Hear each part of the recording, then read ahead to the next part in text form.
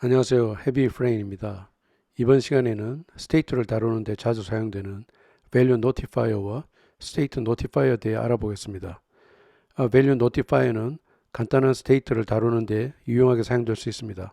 많은 example에서는 value notifier는 integer나 string과 같은 primitive value와 함께 사용되는 경우를 보여주겠습니다. 이번 시간에는 클래스와 같은 보다 더 복잡한 데이터 타입과 함께 사용되는 예도 같이 살펴보겠습니다. State Notifier는 Change Notifier 대신에 Provider 패키지에서 유용하게 사용될 수도 있습니다만 제 개인적으로 향후 유망하다고 생각하는 Riverpod 패키지에서도 아주 빈번하게 사용이 됩니다. 이번에 State Notifier를 소개해 드릴 때는 Provider나 Riverpod와 같은 State Management 패키지와 함께 사용될 때가 아닌 단독으로 사용하는 예를 보여드리도록 하겠습니다. 먼저 Value Notifier입니다. 정의해 보면 Value Notifier Type T는 Type T의 value를 가지는 Change Notifier라고 되어 있습니다.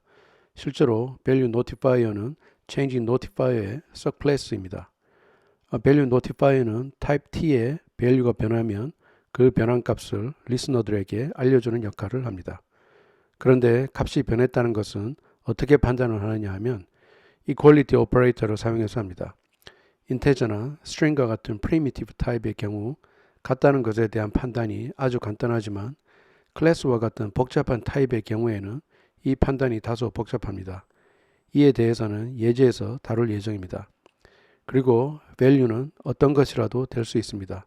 그러니까 value notifier는 상대적으로 flexibility가 큰 notifier라고 하겠습니다. constructor는 그림에서 보시는 것과 같이 single value를 argument로 가지는 아주 간단한 형태입니다. 그리고 주요 프로퍼티로는 value 프로퍼티가 있는데 value 프로퍼티는 read, write가 가능한 프로퍼티입니다.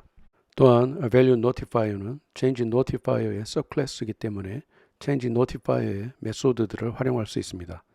아래 언급된 add listener, dispose, remove listener, notify listeners는 예제에서 실제 활용 예를 보여드리겠습니다. 여기에서 notify listeners는 change notifier에서의 역할과 약간 다릅니다. value notifier에서는 기본적으로 값이 변하면, 즉 equality operator에 의해 값이 변했다고 판단이 되면 notify listeners를 사용하지 않아도 리스너들에게 값이 변했음을 알려줍니다. 그러니까 대부분의 경우에 notify listeners를 사용할 필요가 없습니다. 그렇지만 어떤 경우에는 notify listeners를 사용을 해야만 하는 경우가 있는데 그런 예는 예제를 통해 살펴보겠습니다. 그리고 notify listeners를 호출할 필요가 없을 때는 호출하면 안 됩니다. 불필요하게 notify listeners를 호출하면 예기치 못한 상황에 직면할 수 있습니다. 그리고 value notifier에 더 많은 기능을 부여하고자 할 때는 value notifier를 extend 하면 됩니다. value notifier를 extend 하는 예도 예제에서 살펴보겠습니다.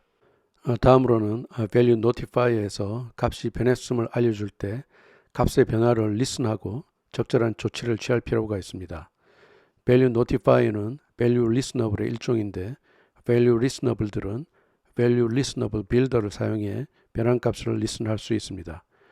value listenable builder는 value listenable과 builder를 required argument로 가지는데 value listenable은 listen하고자 하는 value notifier의 인스턴스를 값으로 가지고 builder는 build context 그리고 value notifier에서 읽은 새로운 value 그리고 optional child를 argument로 가집니다. child는 value에 의존하지 않고 build하기에 많은 리소스가 필요한 위젯을 지정합니다. child argument를 적절하게 사용하면 rebuild 범위를 줄일 수 있습니다. 이제 예제를 살펴보겠습니다. 우선 analysis options.yaml 파일의 rules avoid print를 uncomment해서 앱에서 프린트를 사용하더라도 경고가 표시되지 않게 했습니다. 화면을 보시면 처음 페이지는 다양하게 구현된 value notifier를 데몬스트레이션하는 페이지로 이동하는 버튼들로 구성되어 있습니다. 그리고 각 페이지는 stateful 위젯으로 화면 한가운데 현재 스태틱한 컨텐츠들을 표시하고 있습니다. 우선 main.dot부터 보겠습니다. 머티리얼 앱의 타이틀은 notifiers고 디버그 배너는 표시되지 않도록 했습니다. 마이 홈페이지는 스테인리스 위젯이고 다양하게 구현된 value notifier를 테스트해보는 페이지로 이동하는 버튼들로 구성이 되어 있습니다. 버튼의 스타일과 내비게이션 코드는 반복이 되기 때문에 커스텀 버튼 위젯을 만들었습니다. 커스텀 버튼 위젯 코드는 GitHub에 올려놓은 소스 코드를 참조하시기 바랍니다. 먼저 primitive value notifier page.dart부터 보겠습니다. 이 페이지에서 만들어 볼 예제는 value notifier를 소개하는 튜토리얼에서 가장 많이 볼 수 있는 형태인데, 저는 여기에 더해 value notifier에 add listener, remove listener, dispose method를 활용하는 코드도 만들어 보겠습니다.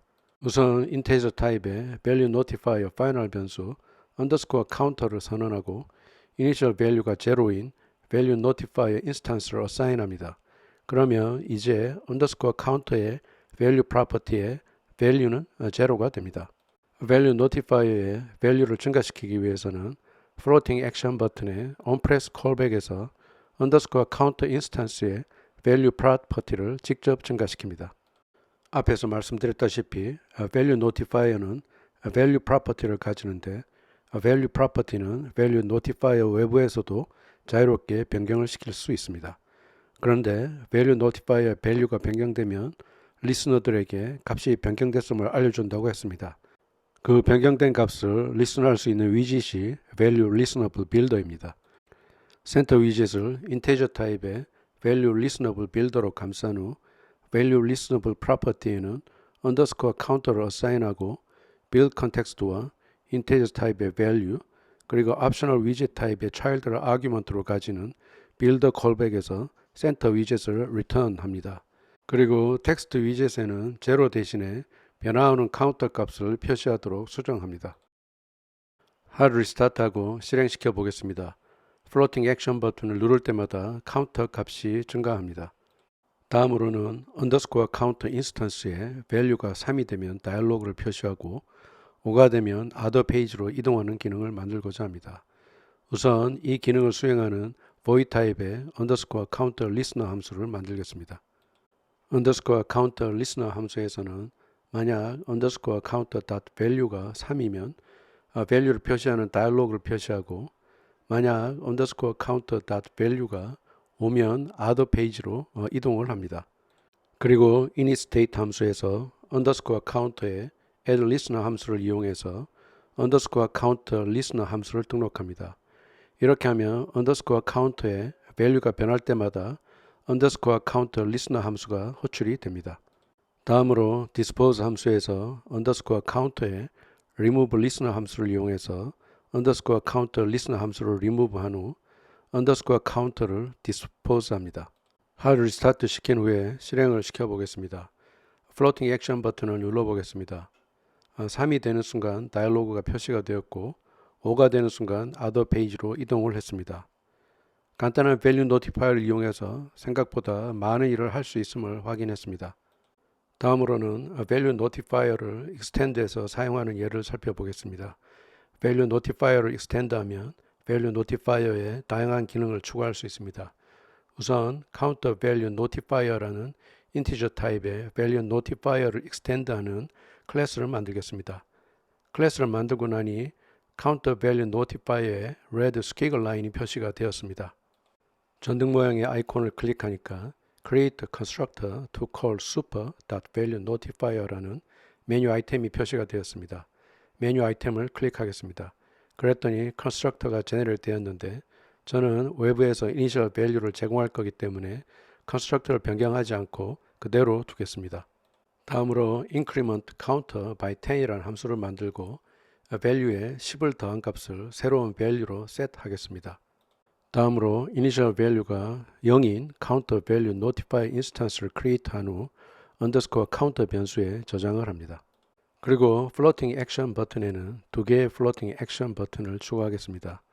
하나는 처음에 했던 것과 마찬가지로 onPressed callback에서 underscore counter instance에 value에 직접 1을 더하고 다른 floating action 버튼의 onPressed callback에서는 underscore counter instance에 increment counter by 10 함수를 호출하겠습니다.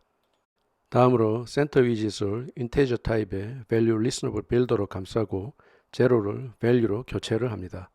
그리고 첫 번째에서와 마찬가지로 카운터가 3이 되면 다이얼로그를 표시하고 5가 되면 other page로 이동하는 기능을 추가하겠습니다.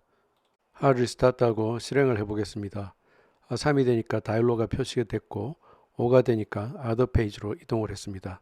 다시 돌아와서 두 번째 플로팅 액션 버튼을 누르니까 카운터가 10씩 증가가 됐습니다. 마찬가지로 정상 동작을 합니다.